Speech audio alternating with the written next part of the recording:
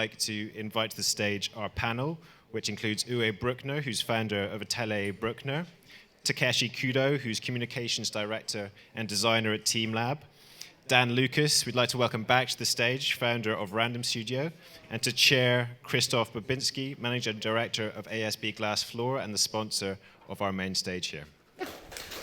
Oh. How do we do that? Should I?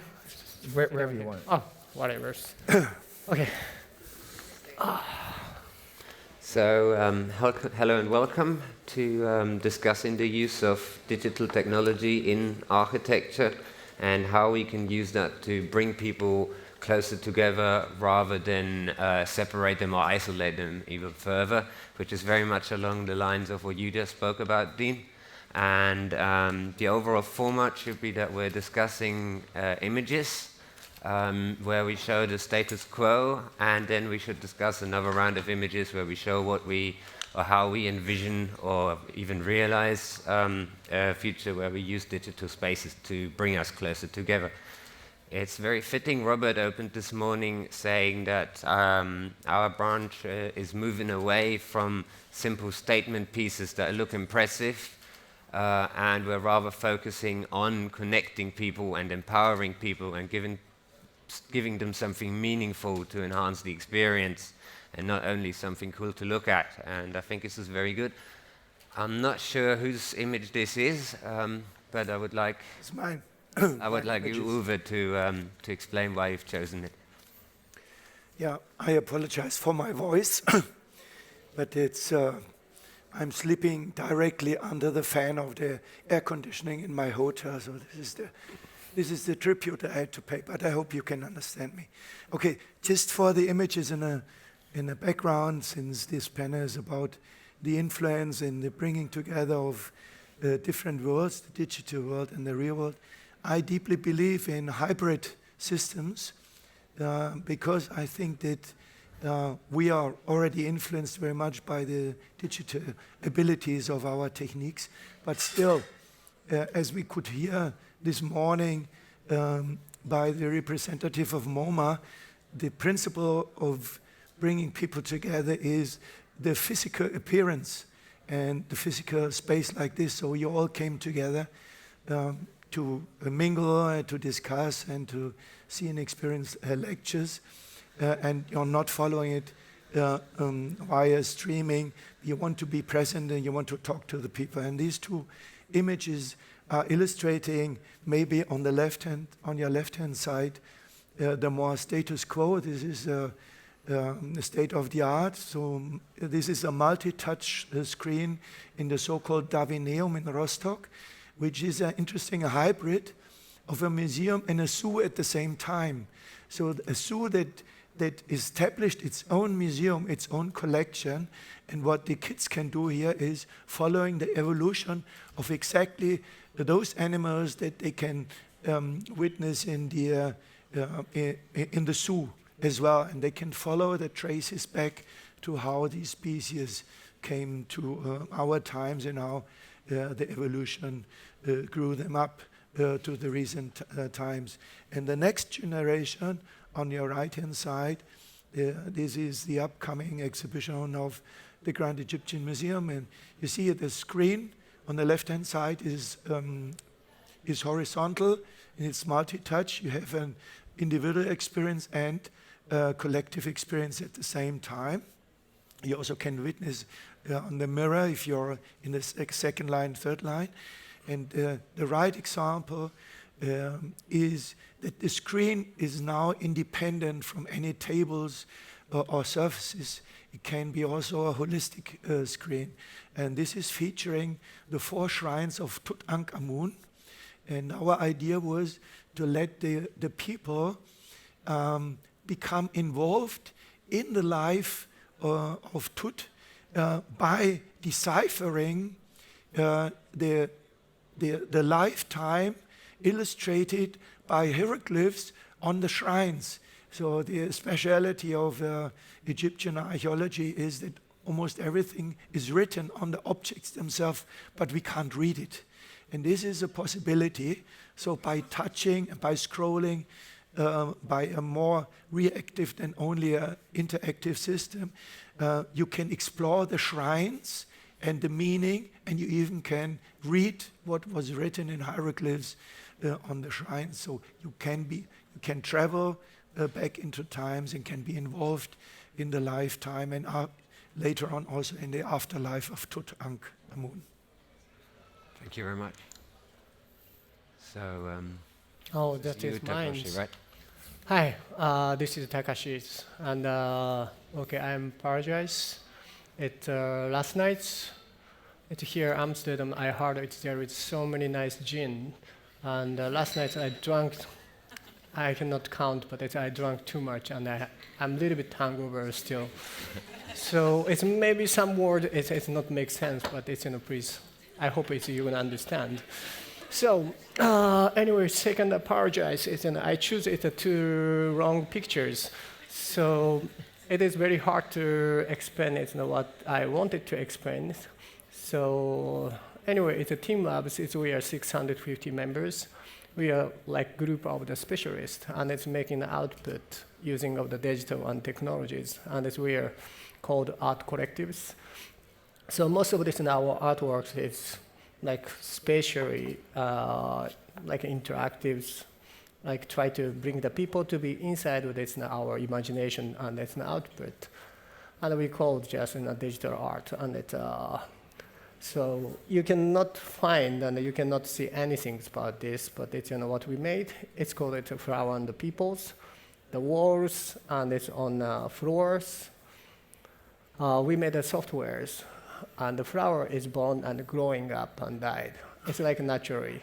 We also cannot control because they're based on algorithms. But another point is when the people are inside the rooms, you're going to be one part of the artworks. It means if you touch, you're going to accelerate the flowers. So it means you can kill them. And if you didn't move, and if there is a space, the new flower going to showing up. So what we wanted to make is, like bring the people to be one part of these artworks. And this is the first time we had this exhibition in New York. And we didn't expect people going to come. But fortunately or unfortunately, too many people came and filled up of the rooms, and all the flower is gone, and all flower was killed. So that is the pictures. All the flower is gone. So you cannot find it in any artworks over there. But what I wanted to say is, second pictures here. I remember these guys. And he talked to me, and I understand that it's this concept, and maybe there is too many people inside of these rooms. And he started to talk with other people, and they don't know each other, but they said, yeah, we packed in these rooms, so let's go to another rooms and try to make it a space for the other peoples. And he brought some peoples, and like 30 seconds after, new flowers started up, and it was a beautiful moment.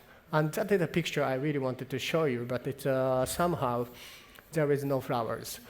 So anyway, just image of that, and you can Google it. It's a flower and the people. That is our work. So from this experience, it's a kind of turning point of our stance for our output. It means, maybe the space itself is affected to the humans' behaviors.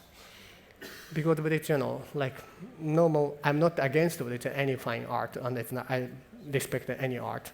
But if there is some, like for example, like a Mona Lisa, I love Mona Lisa, but you cannot touch, and it doesn't move. So the relationship between art and the human is one by one. How I feel is important. So you have to standing up and it's watching art, and you cannot touch. But if we could make it a space, and you're going to be inside with other peoples, maybe it's that output or artworks going to affect it to the peoples. What we have interest is, we have interest of the relationship between human and the world, including of the art, and including of the other peoples. And we believe that there is a potentials. Digitals can change the relationship between humans and these other humans. That is what I wanted to say, but I'm so sorry again that wrong pictures. And it is not a fault of the frames, it was mine, because of Jin. Thank you. So I believe, Dean, this is you. Yeah. I was in New York a couple of months ago because of this mini thing that we did, and I did a tour around all the luxury stores in Soho. And in most stores, you see this, and I think it's very beautifully designed, really nice materials, and et cetera. But like I said in my talk, you walk on the street and you look inside this store, and then there's a guy with an ear thing standing in front of the door, and you feel like it's NSA or something, or CIA in front of the door. So you're already like, I don't know, should I go in or not? And he opens, and then there's all this sterile beauty. And I don't know, I feel like an imposter almost in a space like that.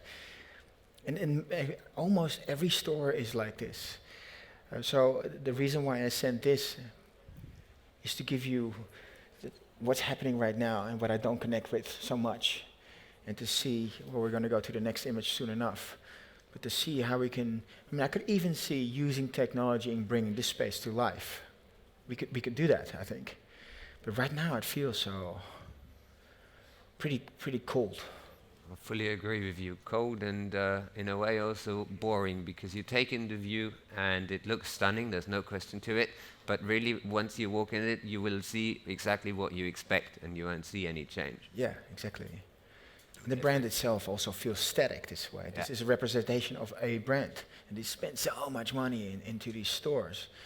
You walk in, it's like, where's the life? Luckily we're here to change that. Yeah, hopefully. So this is the image I've chosen, which is for the people who were here at this event last year. This was the exhibit we had. And I found this very funny because this is a group of people that have chosen a cubic installation with video screens and mirrors as a resting place. So they actually went from a busy environment where people interact with each other and socialize with each other and exchange great ideas and work on concepts and educate themselves. And then they went into this digital space and they did exactly the opposite. They isolated themselves, just like they did in a phone. And I thought this was quite a provoking image for this panel, from my point of view.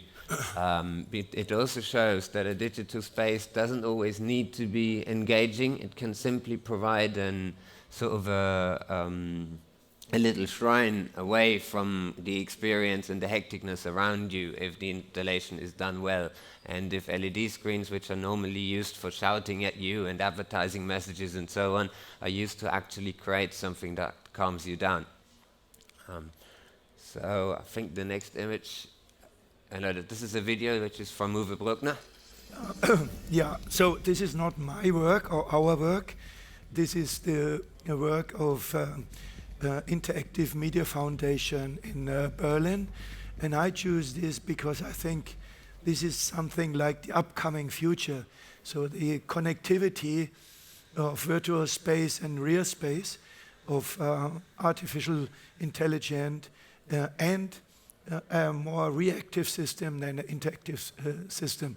So you might have seen it. It's running on all channels. It had been winning so many awards all over the world. And it's a adaptation of Oskar Schlemmer's Triadisches Ballett, Triadic ballet from the Bauhaus. And in this piece was done for the 100 years anniversary of the Bauhaus last year, 2019. I choose this because I think that in the very near upcoming future, we won't have this borderline between real reality and virtual reality anymore. I mean, it was predicted by Neil Stephenson's novel of Snow Crash from 1992, Imagine, This is almost 30 years ago, where the two worlds, the megaversum, so the digital world and the real world is mingling, and you cannot decide which decisions were taken in either this or the other world. And I think this is a very interesting aspect, not yet talking about the positive or negative effects on this, but according to the panel's theme or credo, it might be an interesting thing to discuss among us, coming from different ranges. So I'm a stage designer from origin. I'm coming from opera. You are mainly operating in the digital realization, and you, Daan, more in the commercial fields. You're more in the artistic fields, and you see that there's the technique is more or less the same, but the application, and even more important, the perception is completely different. And I think one of my credos is start thinking from the end, because I'm coming from theater, is more, that we should more respect what we want to intend at the end of the day. So the visitors or the recipients' perception, and only featuring our needs and our artistic approaches. Thank you. This is why I choose this piece.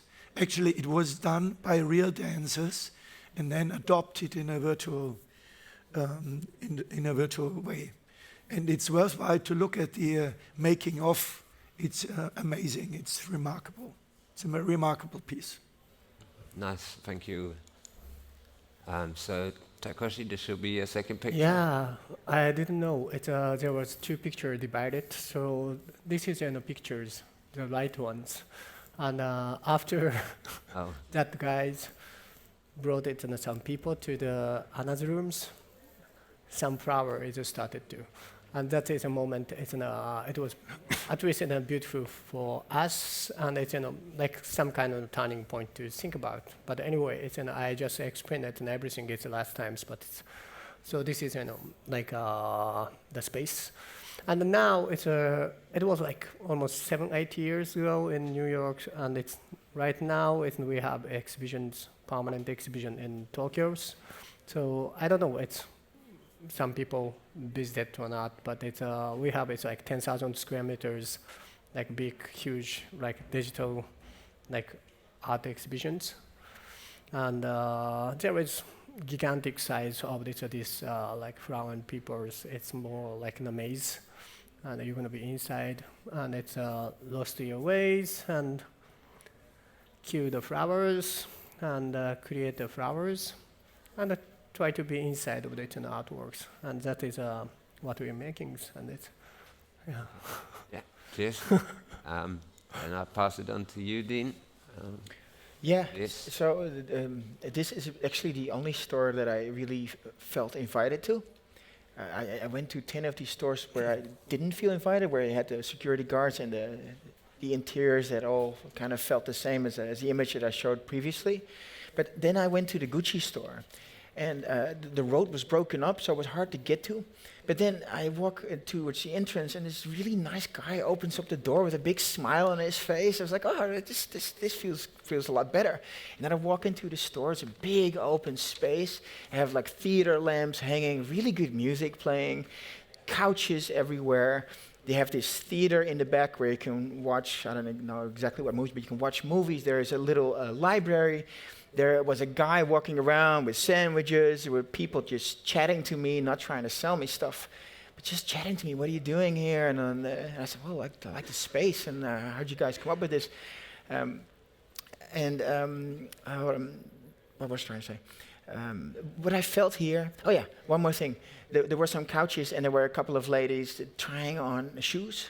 And there were like 5 or 6 ladies, and they were laughing and hanging over the couches like that, and it felt like a little party. And I felt like staying there, and I felt invited there. And there wasn't so much about technology necessarily. I mean, the usual stuff, but I could see an extension of that atmosphere that I felt there using technology. Just be playful, just very subtle things to play and to enhance what they created there. So it wasn't, I come into a space and I feel like this brand is forced onto me. It was really like, oh, come in, it's fun here. Let's hang out, let's eat something, let's have a drink, let's watch a movie, read a book, try some stuff on, and meet some people. It really felt like that.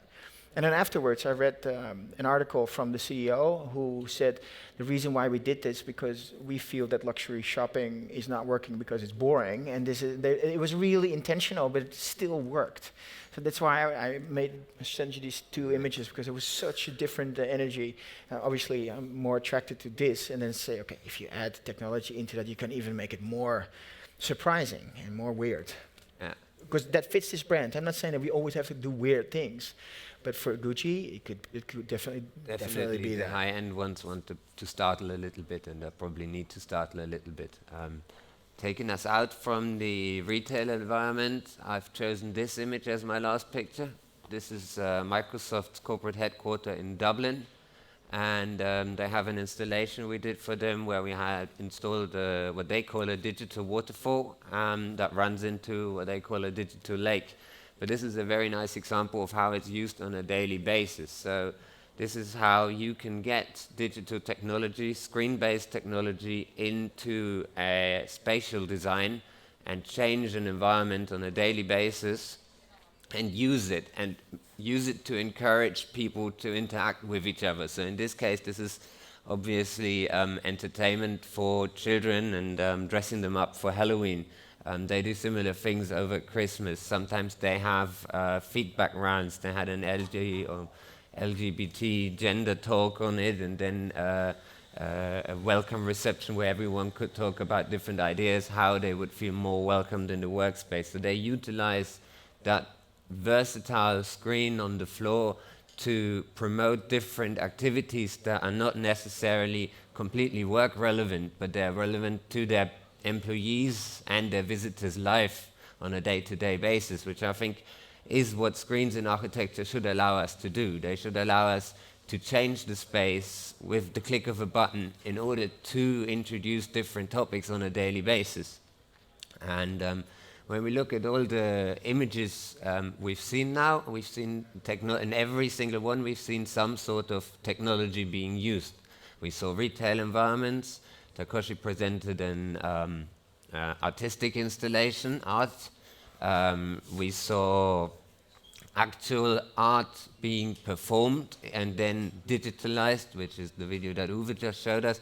But what combines all of these things really is, first of all, technology, and second of all, emotions that come out of it. And I think this opens up the round for our conversation, which is very much about how we're trying to get people to interact with each other on a daily basis using technology in general.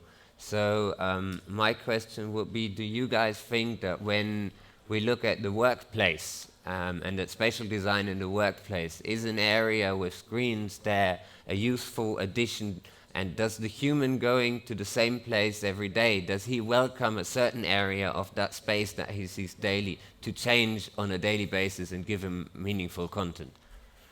So maybe, Takashi, you can say what you think about that.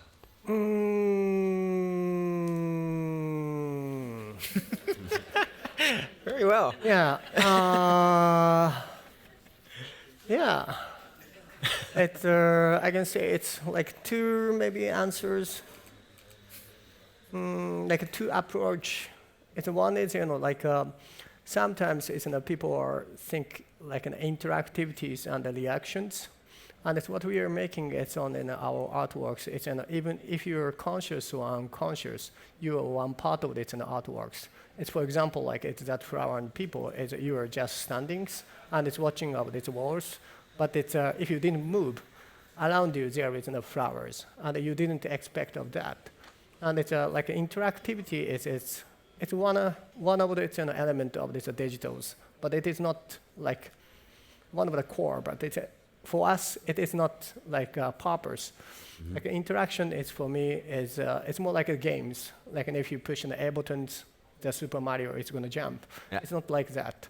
And what we want is like for the public space, even if you are not conscious or unconscious, if you are just exist on that public space, it's going to affect it to the like an environment. Mm-hmm. And if we could make that it's much more beautiful than before, that is like something what we want for it in the public space. That is the first answer. It is like a natural gardens. Like for example, like if you go to the gardens or forest, Mm-hmm. or conscious or unconscious, there is sometimes a shade on your pants, and it's like you walk like 3 kilometers or something, and it's falling down, and it's making it a new life. It's like that kind of relationships. We can make, and the digitals it's always changed, and we can make the people to be inside of it things. That is one concept of that, and it's another one. As you said, it's a little bit more like actives, like I don't know. We teamLabs, we are using of the technology or digitals, but it's just only for the tools and the materials. And the point is, like maybe in today's technology, it's much more like focusing is how to expand with the humanities, how to expand with it in our brains, like like in a personal computer and the stuff. But it's digitals, it's another world, and we are watching another world from the small windows, or it's a little bit bigger windows. But what we can do is we can bring the people to be inside of that. And the point is, what we want is instead extend of the channel, like the personal or the humanities. But we try to expand this physical world itself.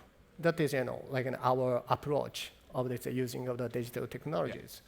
Yeah. And what's going to happen of that is, like today, most of it, like the public and the personals, on 20th century or 21st century. 20th century, there was very clear boundaries. It means, maybe transportation. It's taxis, it was like in the public.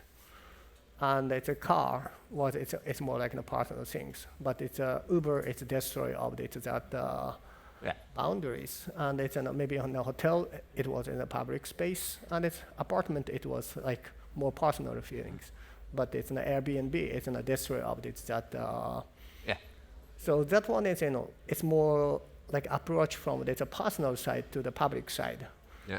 But in first things that I said, it's if we could make the public space as using of the digital technologies, maybe we can do something from the public side to the personal side. Mm-hmm. It's, for example, like this is very stupid ideas, but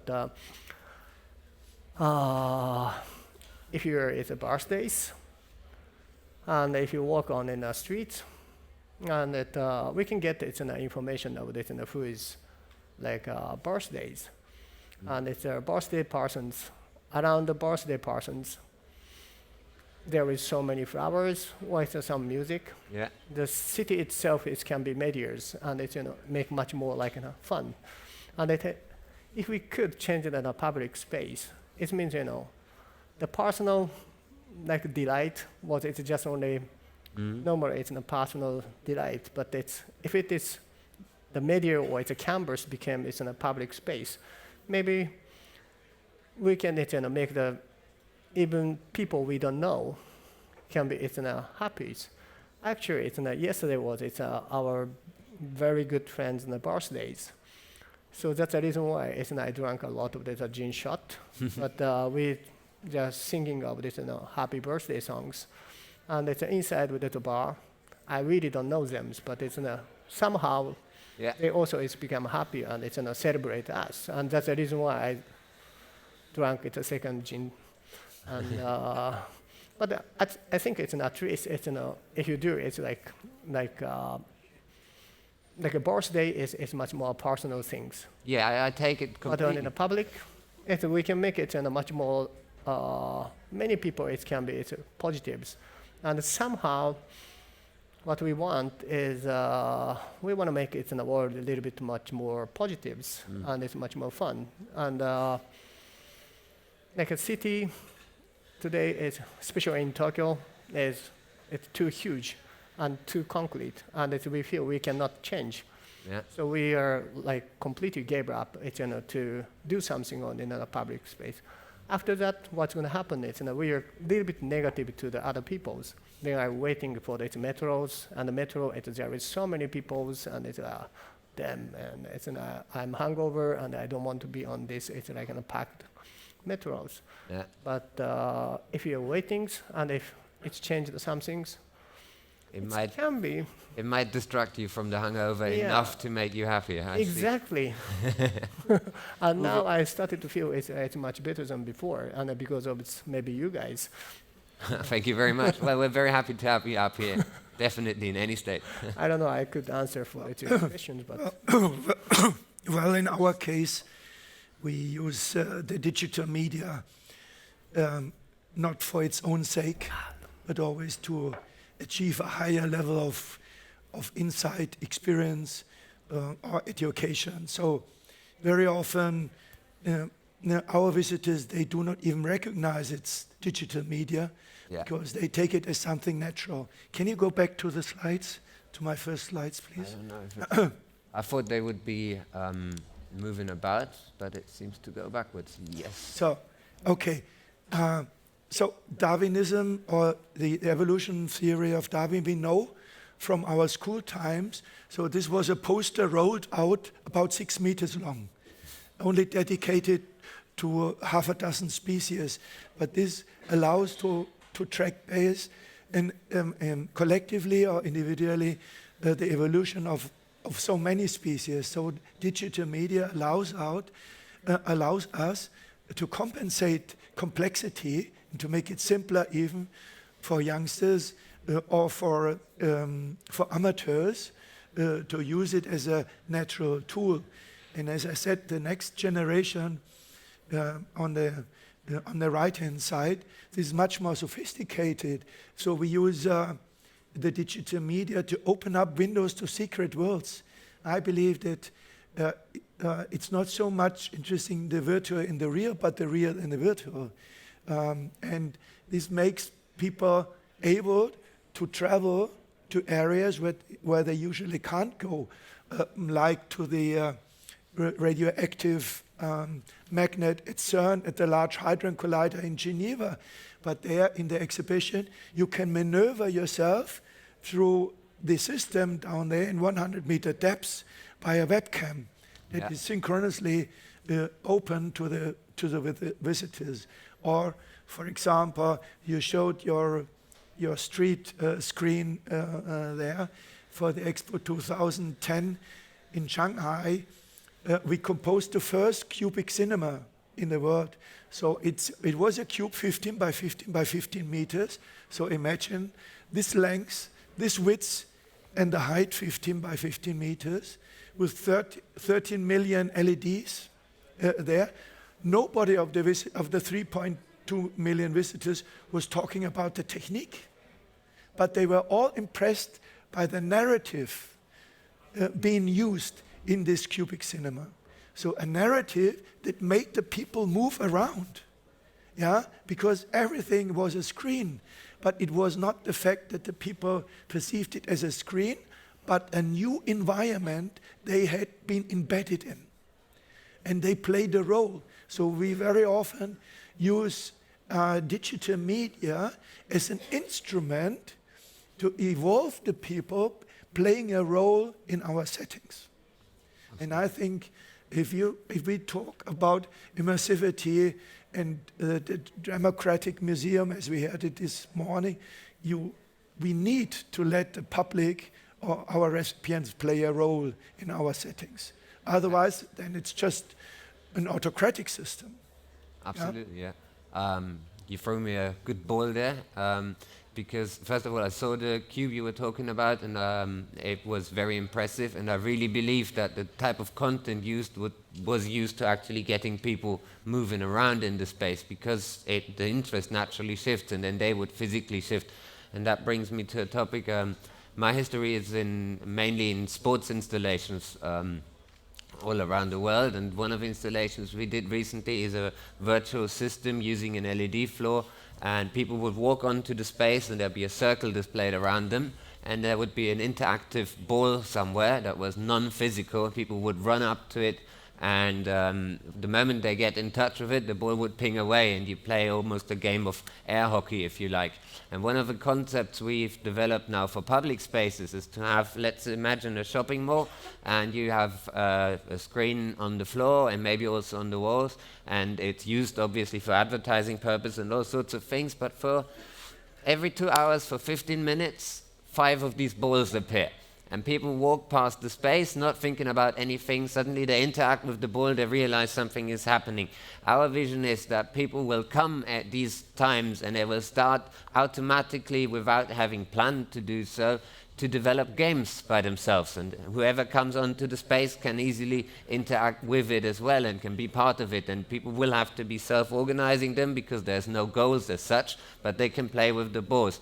And I believe that this kind of playfulness is something that is very important, because first of all, we as humans start to communicate about this. We might make new friends, we might meet new people. Second of all, we become active. We actually have the fact that this whole idea of gamification, that we start physically moving and almost playing a computer game, being real in the digital world, as you've just said it. But I believe that a lot of this has to do with playfulness to get people moving. Dean, you were talking a bit about this, so I think you probably have some good ideas of how we can get people to play with each other or interact with each other a bit more by introducing the idea of gamification and playfulness. Yeah, still there. Yeah, it really depends. It depends on what we're trying to do. I think the question was, would technology, or in your case a screen, would it be helpful to have a screen in a space in order to connect people again? I think, with my talk, I said a lot of people are disconnecting because we're always on our phones, right? So if you go to a space, I do think that we can use technology in order to create stories, like you just said, with the cube, or with your game, where we become more aware of the space that we're in, where we feel invited in a way that we feel participants, where we are aware that we are there and also aware that others are there, that we create spaces using technology, whatever shape or form, whether that be a screen absolutely. or whatever. The goal should be, how can we make this space remarkable, and how can we use technology to invite each other to see each other again and relate to each other again. Look, there's so many different ways you can do that. There can be gamification, there could be an immersive theater with stories, there could be like Nike usually works with huge LEDs that go up the wall where you can practice basketball, play basketball with people, you know. So sure, look, this is my domain, I 100% agree. It's just we have to be careful that someone challenged me there was a paradox. She said, like, you said we shouldn't be looking at our phones, but then you install TVs everywhere, or screens. That was how she questioned me. I think that's where you have to be careful, that we don't replace the phone in a space. I think it needs to be about humanity. We need to use technology to celebrate humanity, the fact that we are quirky human beings, that we make mistakes, that we're weird, and that we are curious, right? So I think this is the way we should look at how we dress these spaces using technology to tap into what makes us human. Because when we do that, then we can connect again. Otherwise, it becomes an entertainment center. It's the same. You walk in, entertainment, and then you go. You know, it's so sending. I think we have to be careful with that. Yeah, I agree, and I think this poses a couple of challenges that we will face. But to weigh in on that paradox you've discussed, I also had the question, and I think by doing exactly that, by using technology to interact with each other and to potentially play digital games with each other and to actually physically play, we can break that argument up. It's not really a contradiction. You can use screens for different things. One of the ideas we're also working on, and we've just did that at a fair 4 weeks ago, was identifying ourselves with computer games. We suddenly had someone who promotes a computer gaming brand, and people would play football in digital, so esports, and they play each other, but then they played each other physical on the same pitch, which we protected on the floor, and they interacted, and it was basically saying, okay, these kids that play this computer game, they also really like kicking in the real world, and they're actually the active boys that go outside. Don't be scared if your kid buys that game. I mean, that's the message they want to convey, yeah? But looking at the digital installations you guys all have done, I think, Uwe, you can probably bring up a couple of good examples of how you actually get people active and talking to each other using the technology and not having technology for them to isolate them further. Yeah, one example is the Parliamentarium in Brussels. This is the information center of the European Parliament, and there you have various applications, according to my knowledge, done for the first time. So, for example, you are addressed in your natural language. So this exhibition is in 24 languages plus 4 sign languages. That means if you identify as someone coming from Japan or from Holland, from the Netherlands or from Germany, you are addressed in your native language. So this barrier is abundant. This is gone. Yeah. So in the future, this will be a natural thing that language is not a boundary anymore. The second aspect is, for example, it's a reactive system. So the system tracks you, follows you, and introduces you by the time to themes, to content that you might have not been even interested in by your own reaction. That means we could see this Takashi's example, or the aeroplane I liked very much in Daan's work. I mean, it's a game to direct the aeroplane, but imagine if you're able to transist your own space by your behavior. So this is the real reaction system. Then the space responds on you. You are responsible for your environment by digital means, but it also could affect you or impact you in a sense that you be more careful in the future by treating your environment. In Brussels, you also can sneak into the role of a parliamentarian. So you can follow entire legislative. So you can propose ideas of a law, and then you can go through the entire process. So you are offered to attend a role play, which completely involves the people. So from one second to the other, they are not a visitor anymore, but a participant. That's a major difference. Yeah. Yeah, and just by digital support. Yeah. And again, they do not feel that they're digitalized or that they're embedded in a digital system. So you raised a very important point here from my point of view. I'm a big advocate for reducing interfaces. And what you said is that by people simply being in a certain space and by being identified at the beginning, they've been given information in the right language to them, making use of the multifunctionality of a display, if you like, but without an interface. They had it at the beginning, they didn't need to go and press Japanese to get the Japanese writing. But at the same time, you said the space reacted to the way the people react, which I think is absolutely fascinating. I believe this is one of the main challenges we will have in the future on how to create spaces that do not need interfaces and how to identify what the user really should be able to interface with. Because in my opinion, when we talk about spatial design, the user should not have an interface. He should have an experience, but not an interface. Maybe you guys have good examples for interfaces that are not really interfaces as such, that you perceive them as an interface, where people are led through by a certain way that is designed by a designer and therefore gives them a better experience. Well, imagine if you have a space and you dedicate certain surfaces of the space, walls or floor or even ceiling, to a certain theme, for example, environmental behavior. Then you react in this space, and as we could see in one of your proposals, with this fabric screen that you touched and you could out and in. So this is a response. Then you are responsible for your environment. And behavior always means responsibility. You behave either complementary or not. Yeah. Yeah.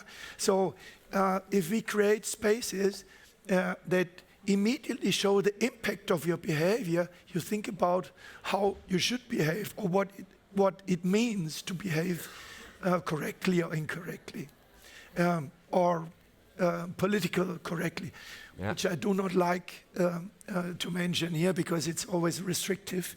And very difficult to judge what's right. The work here that opens up new dimensions. But you can use these systems to make people feel their responsibility for their direct or indirect environment, for example. Yeah. I think using interactive technology as a means of education is something that has started years ago and will hopefully develop much further, being as natural as we've just described it and as you've described it. The last point or question really I will put forward is, I'm talking about interfaces again and using screens to connect people. I think there's many ways of doing it, but I personally believe that tracking people in the space is very, very important today, so we know where they are. And that would allow us, for example, if we want to give someone information about a certain city, we could project a city map on the floor, and when you're standing close to something that you're interested in, automatically information would pop up. So that's, again, avoiding the interface and then providing information to them at the point when it's relevant, which I think is making use of a lot of things. But that kind of intuitive approach is sort of where I was aiming for, and I was wondering whether you have one or two examples for that before we go over to questions. Well, we're talking to Prada with this store, and what I would like to explore there is how the behavior of people or the amount of people within the space would create a behavior of the space, a reaction of the space. So like I said earlier, if there are more people in the space, how would the store start behaving? Will it maybe calm down, So what I'm trying to say is we will also put some sensors in there, so we will know where people are. It also always sounds a bit creepy as well, to track people. So we have to be very careful there. I think what we want to do is only know where people are and see. Not who is where. No, exactly. And also with the way you feedback on that, if people start finding out, okay, so you're tracking me, you have to be very clear about what we do with that information. Yeah. So it's only to connect people with the building and not to say, okay, you bought this and this and that, and now I'm going to spam you tomorrow with some more products. Which is what's happening anyway, so yeah. Yeah, but it's a very important thing what Daan said. I pledge for the democratic system that you as the recipient, the addressee, are able to decide if you want to be tracked or not. That you may decide if you want to be part of the data cloud or not. So information on demand means that you decide where, when, and how much information you want to withdraw. This is very important because there's always a shadowy side of our systems. Yeah, being tracked means that data of you is collected. Anyway, using your smartphone, this is a collection of data. We don't know really where it's going to. So there should be a door that you can close as an addressee and say, this is the boundary, this is my territory from there on. I decide if I want to be part of the system or not. I agree to a certain extent, but I also agree that, for example, if we use infrared tracking systems on people to create an experience around them, and we're not collecting data, then it's basically their shadow, and it's their actions that have consequences by walking on that space, and they see what's going on. So, but yes, We have about 10 minutes left, so I think we should open the round for questions, if anyone has any. Yes, please. I was just wondering, in your last talk, you also spoke about changing the environment. Do we have the... Just as... I think a mic is on its way, but I believe that the guys in the back wouldn't have heard that. Here. First row, first row. Hi, thank you Hi. guys all so much for being here, and good luck with your hangover. One of my questions was about when we're thinking about collecting data, whether or not there are ethical protocols, is when you're thinking about how you are going to collect that data and what the implications will be for reactions of the environment. Are those based on data that you're collecting live in, like, at the time, or are they based on research that you've done to anticipate? So things like in your last talk, you were talking about changing the color of the lighting or the temperature or the humidity. Is that based on research that indicates how people feel in different humidity conditions, or based on live data that shows how the people are feeling in that moment based on the conditions of the weather or the lighting, et cetera? Yeah, it depends on the experience that you want to create, I guess. So if you want to have a real obvious connection between the people in a space and the space itself, then we need to know where they are. So if you approach a wall or a screen, something could happen, and then you might be able to react to that again. So this is one scenario. But it could also be more subtle. It could also be,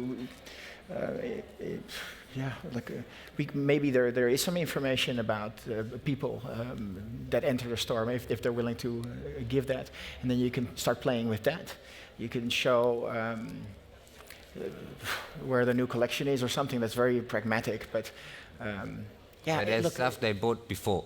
Yeah, I mean, that's Similar things. Exactly. I think these services are obviously relevant from a commercial point of view, but how do you bring that in a way that it doesn't feel so gross, so commercial? So maybe live a little play with that. But yeah, what I'm interested in is what I talked about earlier is like, how can we connect, for example, the surroundings of a space? Like maybe it's really bad weather. What happens to the inside of the store? Or it's really crowded outside. How does the store will react to that? So there's an enormous amount of scenarios that you can think of. Uwe, I think you want to say something. Yes, it will definitely come. I give you just an example. So we had been working on a master plan for a huge cultural building, and part of it was that the people would have been tracked, but anonymously. So you don't need your social security number to hand over at the door, but you are tracked as a person of interest. For example, so if you have large buildings in the future, heating or air conditioning will play a major role in terms of energy saving. So the system knows that maybe in this corner you have 500 people, so you need less heating there because there's a lot of heating by the people itself.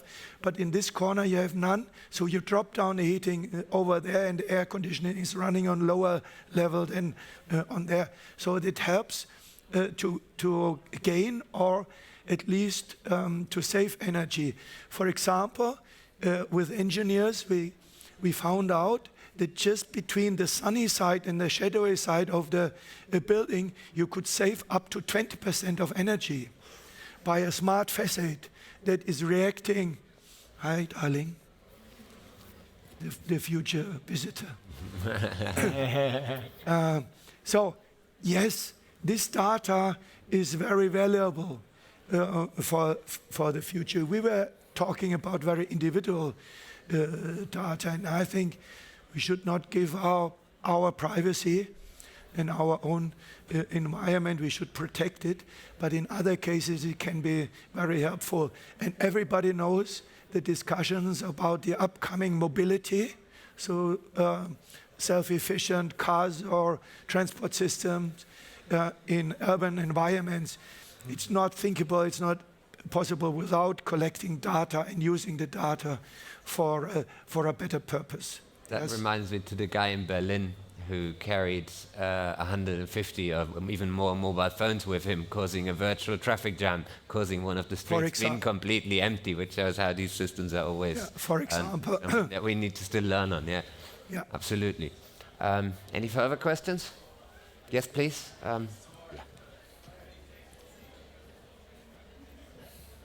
Hi, thank you. First of all, thank you for all the different opinions on digital media in different spaces. And I have a question regarding how do you approach like criticality in your work?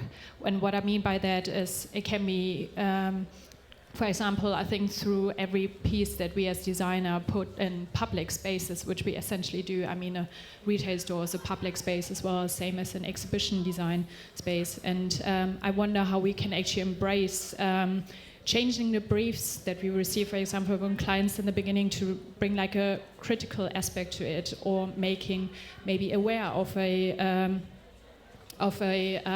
issue that is currently appearing, and this can be made through the stories that we tell, this can be made through the material, and I wonder, or even how we actually critically approach what kind of technology we choose. And I wonder if this is something that you in your different areas or in the studios think about and how you approach that, or is this something you would embrace, and how can we push the boundaries of like, making aware of, for example, issues? I didn't get it completely. Do you get it? It's maybe not, but I can talk. Okay. I really like to talk. So,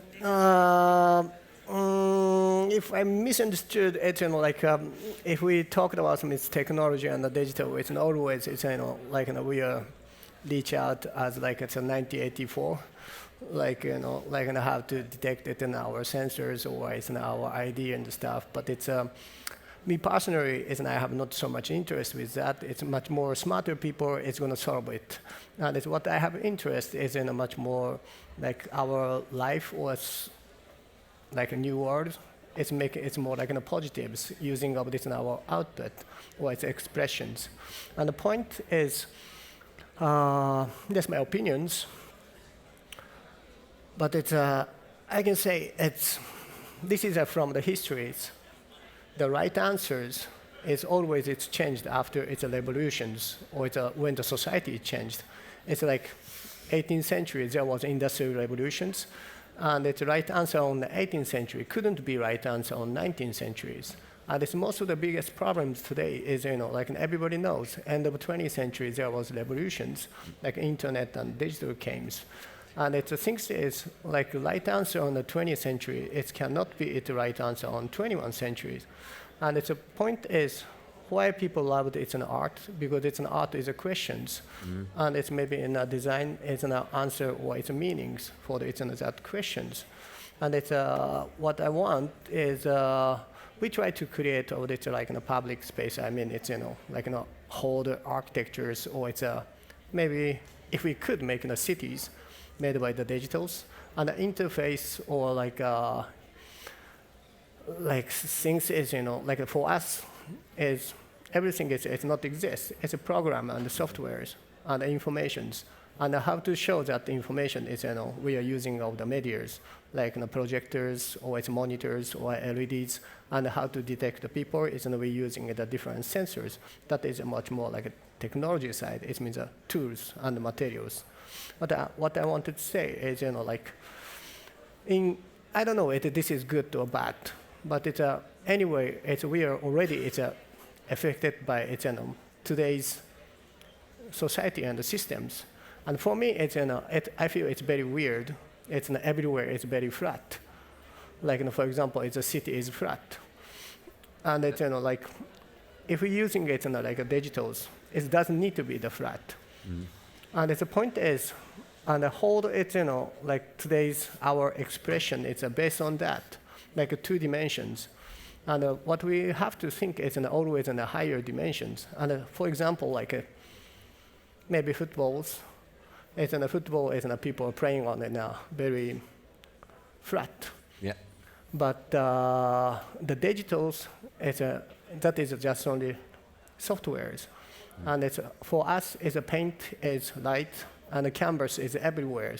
So if we change the object, some space as like it's a new like a football stage, and after that it's no flat. So it's maybe people want to think about with the new rules and it's a new games, and it means affected to the our lifestyle too. And it's now. I like in Amsterdam, but it's in Tokyo's. I feel it's very weird and it's bored. It's because everywhere is very flat and squares, and it's nothing changed. But if everywhere is a canvas and everywhere is changed and everywhere you can participate, and actually this is naturals, and a human is like affected each others, and we are like. Interact from somehow. And it is very natural things. If you throw the balls, it's going to be back. That is also interactions, and it is flat, so it's going to be going back again. But it's the floor it's not absolutely So like what we have interest is we want to digitize the objects in the whole world. It's not from this and just only small monitor to see the. Maybe that is also one of the answers, but we are not Google, and it's a super small company, like 650 members. So it's what we want is we want to change the environment itself. And the criticize part is we are not critics, so we don't know. And what we can do is we just try to create some things, and if people love our output, maybe it's a good thing to find out the channel. So this is like to use our technology to something else, and it's. So this is the answer basically to the question how to critically treat a client, and their vision would probably be that when working with you, you will propose a system that will be meaningful, and that meaningfulness is what is important. And I think whatever client you have, if he has a meaningful purpose, then that's acceptable, no? Yeah. Just we want the mission of the designer to push that meaning forward. Okay. Well, thank you very much, everyone. Wow. It's been an absolute honor being on stage here with three people whose work I personally admire a lot. You do incredible experiences mixing the real and the digital world, all three of you. The stuff we saw in your presentation before was amazing. If you have the time, check out the artwork that Yakoshi does, and check out the installations that Uwe does. This is breathtaking stuff. Thank you so much. Thank you very much, guys. Yeah, thanks again. It was an incredible discussion. Thanks, Uwe. Thanks, Takashi. Thanks, Dan, who's been on stage for close to 2 hours now. So thank you very much. And thanks, Christof, for hosting a fantastic discussion.